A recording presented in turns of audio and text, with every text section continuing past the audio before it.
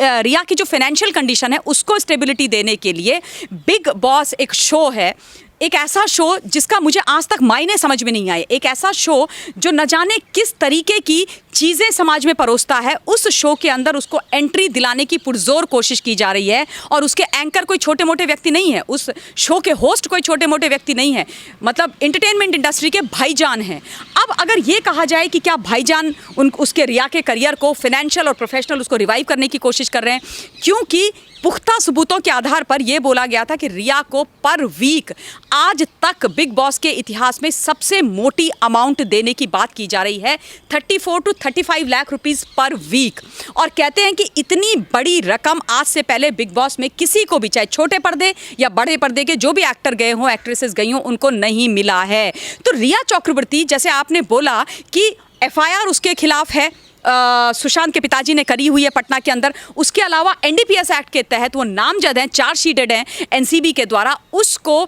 ऐसी क्या मजबूरी पड़ गई जो शो मेकर्स हैं उनके द्वारा या कलर्स के द्वारा, एंडमॉल के द्वारा, कि वो इतनी मोटी रकम दे करके चाहते हैं कि वो शो के अंदर आए। शो बन रहा है बिग बॉस, मैं तो बिग बॉस के लिए भी कहती हूँ, बन किसके लिए रहा, टारगेट ऑडियंस क्या है, क्या मैसेज आप समाज को देना चाहते हो, किसके लिए बना रहे हो। अगर युवाओं के लिए बना रहे हो तो आप ये सोचो कि युवाओं के सामने आप कैसे लोगों को प्रस्तुत कर रहे हो। आपको रोल मॉडल प्रस्तुत करने चाहिए ना, आपको ऐसे रोल मॉडल प्रस्तुत करने चाहिए जिनको देख करके जो हमारा युवा वर्ग है देश का, जो आज का युवा कल का नागरिक है, जो कल इस देश के भविष्य को निर्धारित करेगा, उसके सामने ऐसे लोगों को लाए जिनको देख करके उनको लगे कि हमें इनके जैसे बनना है। ये सक्सेस स्टोरीज हैं, ये वो लोग हैं जो लॉ अबाइडिंग सिटीजन है इस देश के, ये वो लोग हैं जिन्होंने बिल्कुल कानून के दायरे में रह करके इस देश के विधान संविधान कानून को पूरा सम्मान देते हुए ये उन्नति के सर्वशिखर पर गए हैं। लेकिन आप ऐसा नहीं करते हैं, आप लेकर के आते हैं रिया चक्रवर्ती को। बिल्कुल इसकी भर्त्सना की जानी चाहिए, इसका विरोध होना चाहिए और इस तरीके के किसी भी शो को कोई भी बढ़ावा इस देश के अंदर नहीं मिलना चाहिए, क्योंकि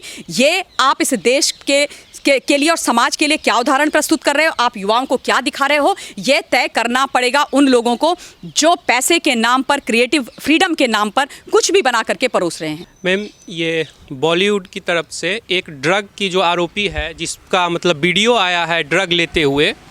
काफ़ी एक्सपोज किया गया था, उसको बॉलीवुड के तरफ से बचाने के लिए सबसे ज़्यादा रुपया दिया गया। एक तरह से हवाला पैसा कह दीजिए कि लीगली इलीगल काम करके उसको बिग बॉस में घुसाने का ऑफ़र दिया गया है रिया चक्रवर्ती को। इस पर क्या कहिएगा? देखिए, आपने जो नाम लिया है और जिस लड़की की आप बात कर रहे हैं, बॉलीवुड के अंदर सबसे पहली बात तो ये है कि उनका कोई अस्तित्व था नहीं सुशांत सिंह राजपूत की रहस्यमयी मौत से पहले, क्योंकि हम में से जो सामान्य हिंदुस्तान के नागरिक हैं वो नहीं जानते थे कि रिया चक्रवर्ती कौन है, क्योंकि वो कोई इतनी फेमस एक्टर तो थी नहीं, ना तो छोटे पर्दे की ना बड़े पर्दे की। लेकिन सुशांत सिंह राजपूत की रहस्यमयी मृत्यु के बाद पता चला कि रिया चक्रवर्ती नाम की एक लड़की है जो उनकी गर्लफ्रेंड थी, उनकी लिव इन पार्टनर थी, और उसके बाद बहुत सारी चीज़ें निकल करके आई जब सुशांत की रहस्यमयी मौत का खुलासा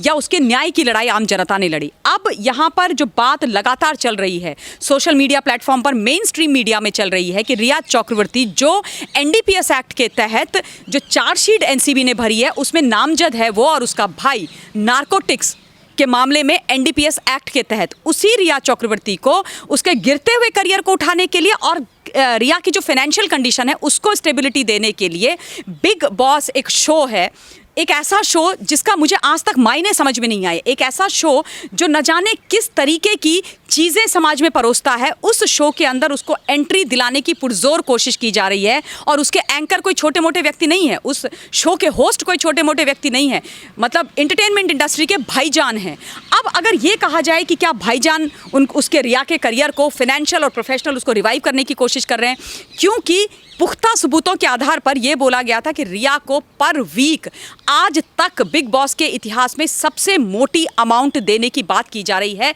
34 to 35 lakh rupees per week. और कहते हैं कि इतनी बड़ी रकम आज से पहले बिग बॉस में किसी को भी, चाहे छोटे पर्दे या बड़े पर्दे के जो भी एक्टर गए हों, एक्ट्रेसेस गई हों, उनको नहीं मिला है। तो रिया चक्रवर्ती, जैसे आपने बोला कि FIR उसके खिलाफ है, सुशांत के पिताजी ने करी हुई है पटना के अंदर, उसके अलावा NDPS एक्ट के तहत वो नामजद हैं, चार्जशीटेड हैं NCB के द्वारा, उसको ऐसी क्या मजबूरी पड़ गई जो शो मेकर्स हैं उनके द्वारा या कलर्स के द्वारा, एंडमॉल के द्वारा, कि वो इतनी मोटी रकम दे करके चाहते हैं कि वो शो के अंदर आए। और ये जो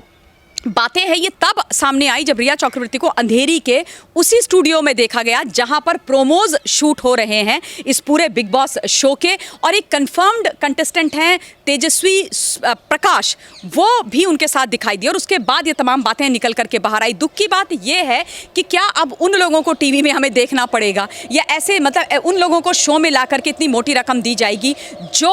दोषी हैं नारकोटिक्स यानी ड्रग्स यानी एक इलीगल एक्टिविटी के, उनको आप ऐसे शो में लेके आएंगे। इलीगल काम में उनका नाम आया है और उनके भाई का नाम आया है, वो जेल में रही, उसके बाद उनकी बेल हो गई है, एफआईआर जो है उनके ऊपर वो है। तो मतलब सोचने वाली बात है कि किस तरीके के शो बनाए जा रहे हैं और किस प्रकार के लोगों को लाया जा रहा है। क्या शो मेकर्स का केवल अभी ये ध्येय है कि जितने कंट्रोवर्शियल लोग हैं उनको शो के अंदर लाया जाए, उसके बाद उनकी जो पर्सनल लाइफ है उसको उखाड़ा जाए, आपस में लड़ाई करवाई जाए, उनको एक घर के अंदर बंद कर दिया जाए और उसके बाद वहाँ पर लड़ाई झगड़े उल्टी सीधे चीज़ें, गाली गलौज, जूते चप्पल चलाना, एक दूसरे के बाल खींचना, माता पिता के बारे में अनसन बोलना, यही दिखाने की बात की जाए। क्योंकि जब रिया चक्रवर्ती का नाम आता है तो सब लोगों की आईब्रोज रेज होती हैं कि भैया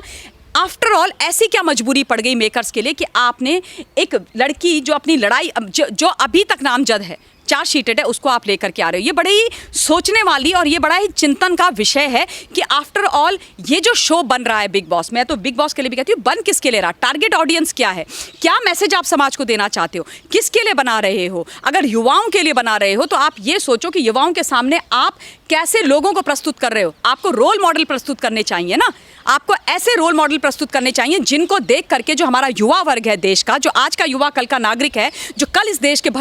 के भविष्य को निर्धारित करेगा, उसके सामने ऐसे लोगों को लाए जिनको देख करके उनको लगे कि हमें इनके जैसे बनना है। ये सक्सेस स्टोरीज हैं, ये वो लोग हैं जो लॉ अबाइडिंग सिटीजन है इस देश के, ये वो लोग हैं जिन्होंने बिल्कुल कानून के दायरे में रह करके इस देश के विधान संविधान कानून को पूरा सम्मान देते हुए ये उन्नति के सर्वशिखर पर गए हैं। लेकिन आप ऐसा नहीं करते हैं, आप लेकर के आते हैं रिया चक्रवर्ती को, जिनके ऊपर उनके सुशांत सिंह राजपूत लेट एक्टर जो उनके बॉयफ्रेंड थे, उनके पिता ने एफआईआर की हुई है, जो एक ड्रग्स केस में एक चार्जशीटेड है अपने भाई के साथ। आप उनको देना मतलब क्या मैसेज आप दे रहे हो, क्या दिखाने की आप कोशिश कर रहे हो। और जहाँ तक एंटरटेनमेंट इंडस्ट्री का सवाल है, देखिए ये तो कोई छुपी हुई बात नहीं है कि वहाँ पर रेव पार्टीज़ होती रही हैं, वहाँ पर ड्रग्स की बहुत सारी चीज़ें, खेती अगर आप बोलें तो वो चलती रही है। इसका मतलब ये नहीं है कि जब मैं ये सारी बातें करूं तो कोई ये बोल दे कि भैया ममता मैम ने तो पूरे बॉलीवुड को ऐसा बोला, ऐसी बात नहीं है। लेकिन जो लोग गलत हैं उनके बारे में डेफिनेटली बात की जाएगी और इनकी एंट्री, इनके बारे में सोचना बिल्कुल हाशिए पर है। शो एक चैनल ऐसा बनाता है या कुछ मेकर्स ऐसे बनाते हैं जिसमें आप नामजद वो लोग जो हैं कहीं ना कहीं चार्जशीट में उनको लाने की कोशिश करते हैं, तो इसका पुरजोर बिल्कुल इसकी भर्त्सना की जानी चाहिए, इसका विरोध होना चाहिए और इस तरीके के किसी भी शो को कोई भी बढ़ावा इस देश के अंदर नहीं मिलना चाहिए। क्योंकि ये आप इस देश के लिए और समाज के लिए क्या उदाहरण प्रस्तुत कर रहे हो, आप युवाओं को क्या दिखा रहे हो, ये तय करना पड़ेगा उन लोगों को जो पैसे के नाम पर, क्रिएटिव फ्रीडम के नाम पर कुछ भी बना करके परोस रहे हैं।